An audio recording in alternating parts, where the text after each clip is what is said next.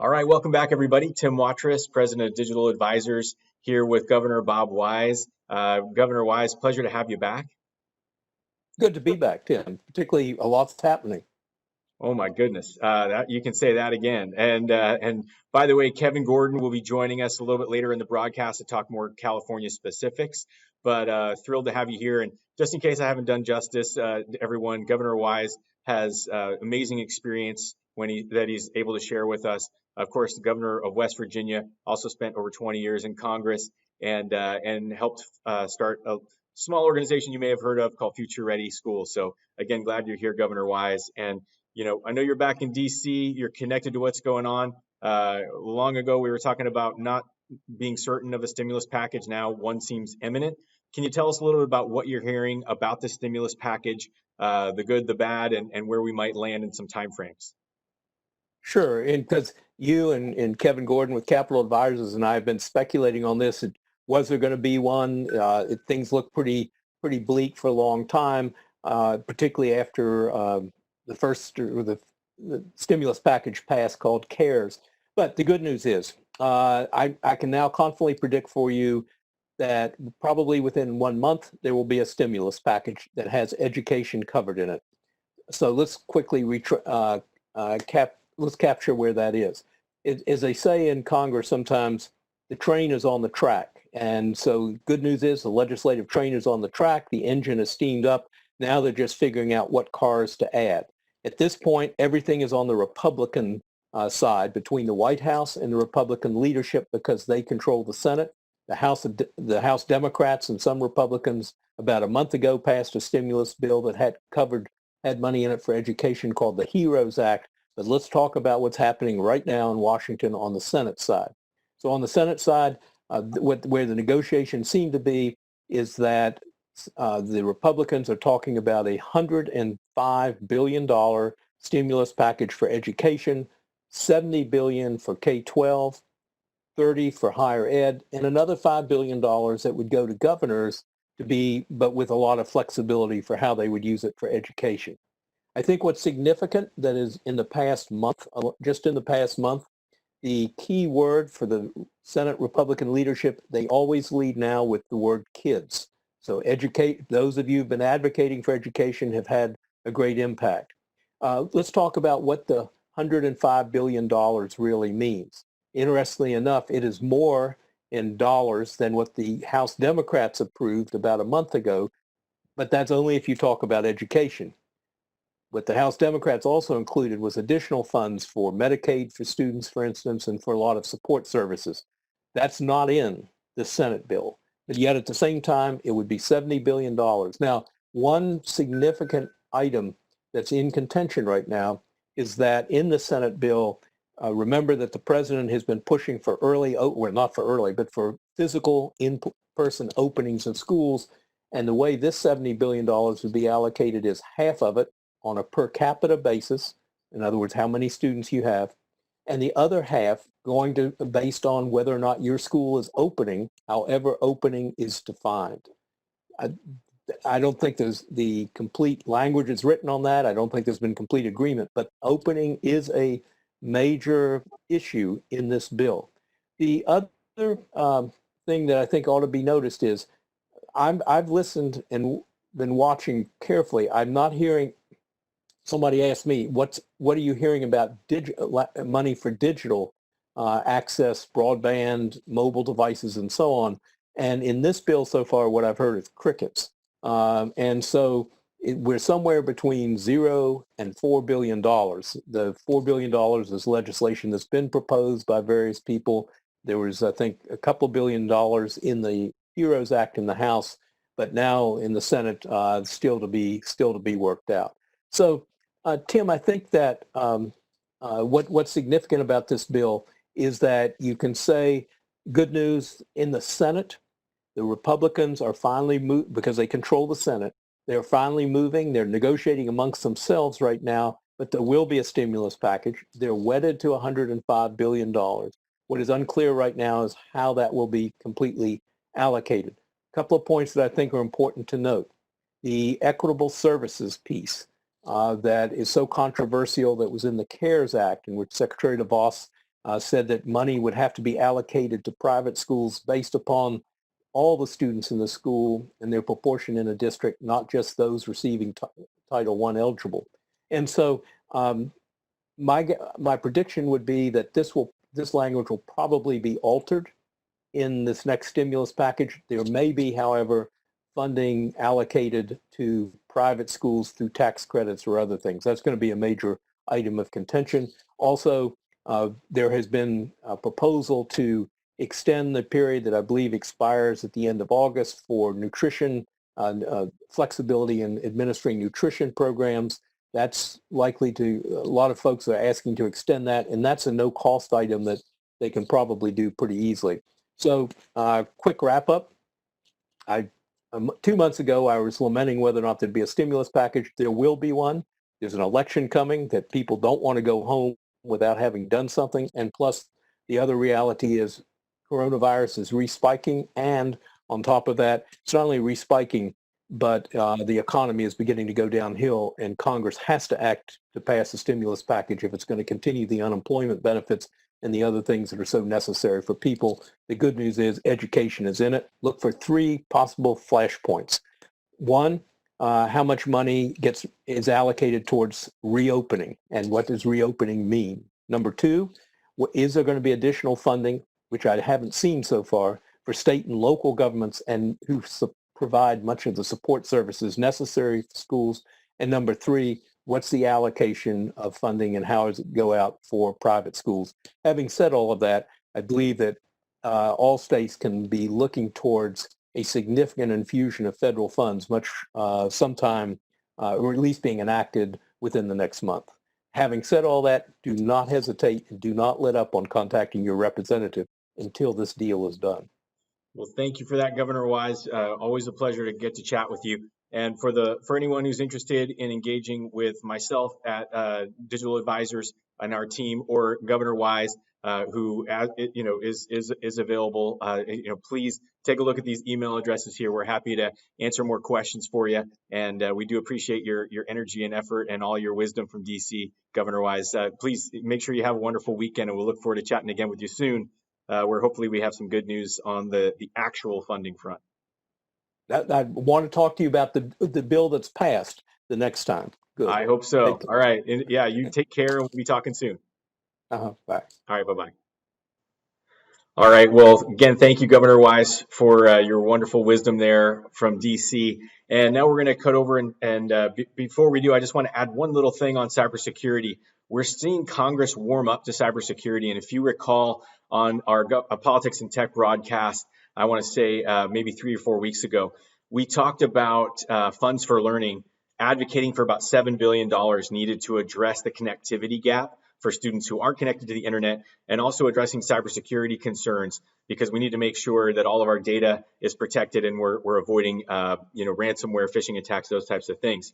So back then, Funds for Learning was asked to remove those cybersecurity considerations. And what we saw in the last couple of weeks, we saw 2 bills introduced in Congress about cybersecurity that will address cybersecurity needed for schools and distance learning, and also cybersecurity skills that students need so they can basically be more effective citizens and hopefully have the right job skills later on. So that's very encouraging to see, and we hope that that trend continues, because we certainly want to provide connectivity for all, but we want to make sure it's secure enough and so that we can actually rely on it so our teachers can teach, our students can learn. So very excited about that. And with that, I want to bring back Kevin Gordon, President of Capital Advisors. Kevin, thanks for being back with us, and we certainly have lots to talk about. Great. Well, it's good to be with you again. A couple of things I just wanted to comment with regard to, Bob's sort of prognosis with regard to what's happening in Washington, D.C. is think about this as we went back a few weeks ago. One of the things I was trying to emphasize was that even though there might not be a temperament in Washington, D.C. that would lend itself to wanting to put together a package that bailed out states, which is what our Budget Act is predicated on here in California. It's about Congress doing another round of stimulus that would benefit the state's general fund to an extent that then you could actually back off of some of the cuts that the governor's proposed, including another very significant amount of deferrals that we would face in K-14 education if we don't get that infusion of money. That, remember, one of the things I talked about was the backup plan is to go for an area that I think both Republicans and Democrats would be hard to resist, which is to do an additional round of stimulus that had a significant amount of money for education again. Well, that's where things are moving, and it's not kind of a surprise because we could sort of see the politics. It is an election year. If you're going to hand out some additional money, it's going to be for people that are still hurting economically, but also in the area of education. What I'm really hoping, and Bob alluded to this, is that the Republicans are not successful in tethering almost half of all the money to a demand for physical reopening, given the announcement of the last week by our governor that pretty much determines that most of our schools are going to be opening by distance learning. Obviously, there'll be those waivers, and we'll talk about that in a minute, for elementary schools that will going to get exercised in some parts of the state. But for the most part, we really do need that to get delinked. Congresswoman Rosa DeLauro, who heads up the Appropriations Committee that deals with education, said that the Republicans were delusional if they thought they were going to get that provision into the bill, which would lock up 50% of the money just for those schools that physically reopen.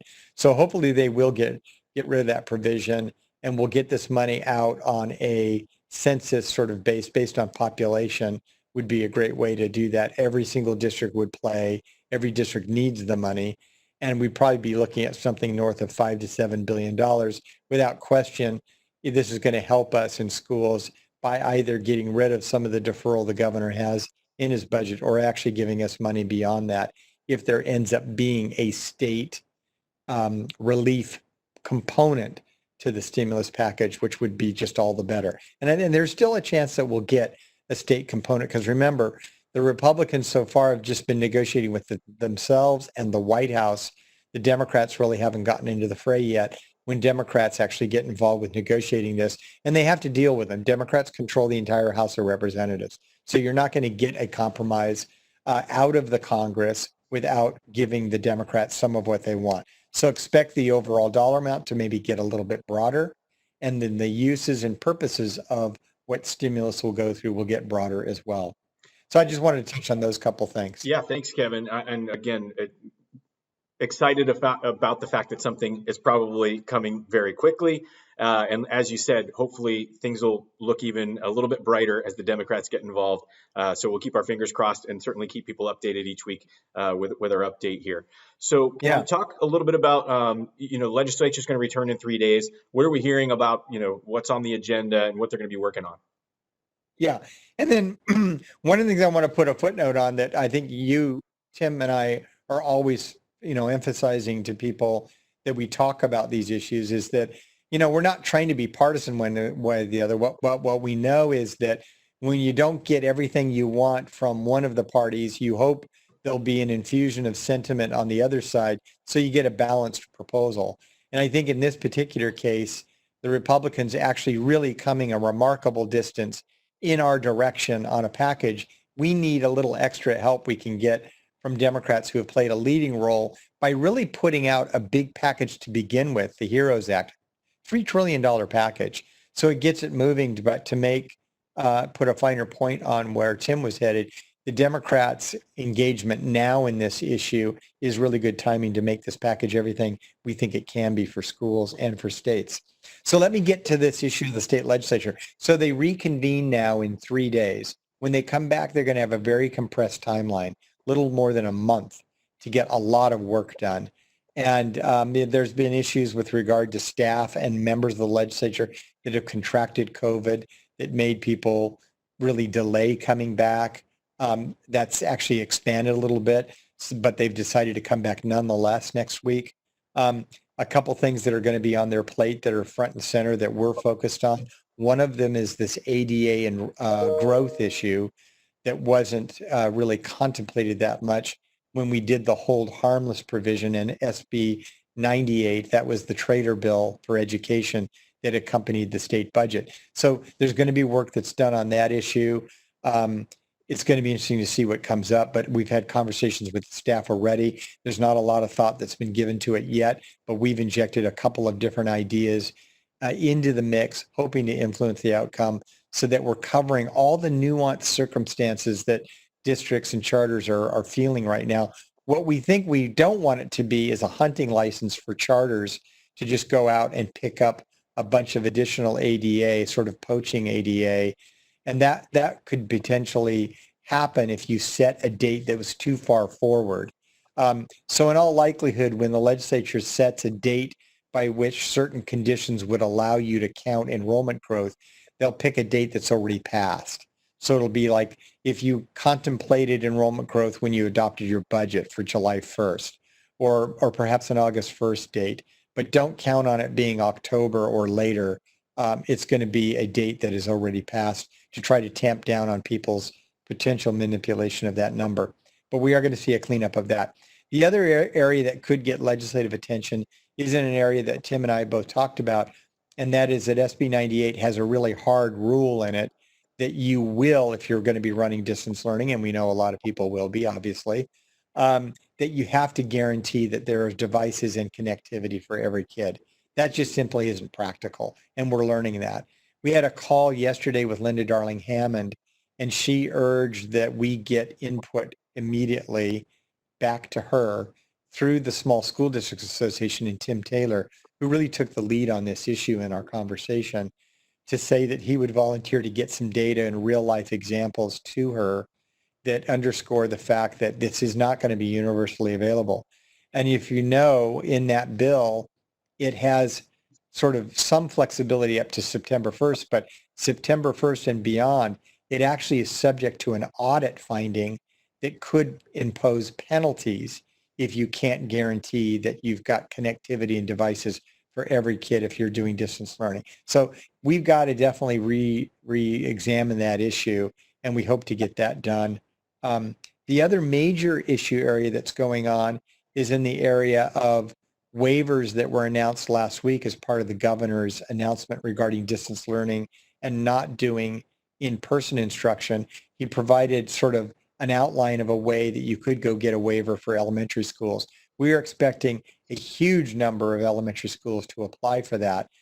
One of the requirements that's in there, though, is that you've got to engage stakeholders, including parents and teachers. And we know in LA County, that's sort of manifesting itself by a requirement that the chief health officer has, that they need a letter from the union signing off, from the teachers union signing off on the idea of a waiver if they're going to grant it. If the ultimate decision will be made by the chief health officer locally. So it's going to depend from one county to another, one locality to another, whether or not that chief health officer is going to say yes. We expect the number of waiver requests to be huge. We expect the number of waivers actually granted will be a lot less because of the sort of lack of uniformity that we're going to see from one jurisdiction to another. But there will be a lot of requests in this area. It was kind of confusing to me that they would go down this road of having in-person instruction for elementary schools when he expressed such a strong order generally regarding in-person instruction. But one of the reasons that has been given by state officials, including the state epidemiologist, was that they're asserting that there's data that suggests that the transmissibility of the virus is a lot lower in children under the ages of 10. The thing that's confusing about that is that all the rhetoric at the national level, which seems very partisan, is that the Trump administration is echoing that very same sentiment, but Democrats and others are saying that there's no real findings of that. There's like one study out of South Korea, but they're really poo-pooing it. But here we are in California embracing essentially some of that same philosophy. It's very confusing, depends a lot on politics. Politics shouldn't be a part of this. It should be based about what's safe. So we'll see what happens with a lot of these waivers, but I know that exists out there. The other quick issue is on childcare and preschool, is that we did get conflicting guidance on this again between the administration and CDE. And I think they're actually slowly coming closer together, which is going to put a heavy emphasis on what an LEA wants to do. So if an LEA wants to run childcare or preschool, these kinds of programs, and do it so that it would be in person, these services, you're going to probably be allowed to do that. There's going to be much more guidance on this probably in the coming week or two. We'll keep you up to date on that, give you the update when it comes available. But there was some guidance out there that said if you had contracted state child care services locally for your LEA, that you were going to have to get approval from your local health officer. We understand that CDE now is saying that is not required. But again, wait for the guidance because they're going to have more guidance on this. It'll give you more information. Some stuff did come out a week ago on Sunday, last Sunday, that CDE has published. So you want to look for that. That'll give you a lot of answers as well. And I think that's it. I think that's all I've got, Tim. Thanks, Kevin. Yeah, and I just want to go back to one of the earlier points you made about devices and connectivity. First of all, I want to thank Tim Taylor for helping lead the charge, advocating for small school districts. And literally this week, I was on a call with superintendent north of Sacramento. They have about 5 to 6 different service providers. They span 2 counties. They have 5 to 6 different service providers from T-Mobile to Verizon to Frontier and others, where those are the only options for connectivity in those areas. And some of the data, the amount of data available to students is so low that they certainly don't have enough bandwidth even for a week of the learning they need. So the time frame that you mentioned, the September time frame, to be able to show connectivity, first, can you connect to a student at all? Second, do you have enough data available for them to learn for the entire month? And of course, we're talking about the school year. So I feel like there's a lot of advocacy that needs to happen and considerations for a district like that has no option. And I will say this is not just a small school district or rural issue. You can be in an urban area where fiber runs, in a city to this block, and then it doesn't run across the street to the other block. And those folks may have to make choices like get in the car and drive to a place for Wi-Fi to do their work or for students to learn. So there's a lot of work to be done on this front. Again, we appreciate the fact that we're starting to get some guidance. And I think we're going to have some realizations that time frame, that September 1st time frame, is very aggressive. So please use your voice. Contact your legislators. Please contact Tim Taylor at SSDA and make some noise about this one, because there's a lot of exceptions to this rule, and we need to make sure we have the right amount of attention and support we need to get kids access. So with that, I want to just say thank you very much, Kevin. Lots going on. Always learn a lot from you on this broadcast. And also want to point out, we had some folks reach out that aren't necessarily Digital Advisors clients or Capital Advisors clients, and they wanted to find us, so they've been sort of hunting us down. We're just putting our email addresses up here for you. You can see Kevin's and mine. We're happy to answer questions. If you have some ideas of what you'd like to hear on the broadcast, let us know, and maybe we can address it the next time. But I will say, please go on the YouTube channel. Please click subscribe and click the little notification bell, because that's going to allow you to receive notifications every time we post a new video. And then I'll ask you, we have no marketing budget for this. You are our marketing team. If you're enjoying these broadcasts, please let your colleagues, your staff know. We enjoy doing this, and we'd love it if you could help us reach more people. So with that, Kevin, I want to say thank you very much for your time. Please, we'll look forward to catching up with you next week as things continue to unfold. Sounds great. Thanks a lot, Tim. All right, take care. Thank you. Bye-bye.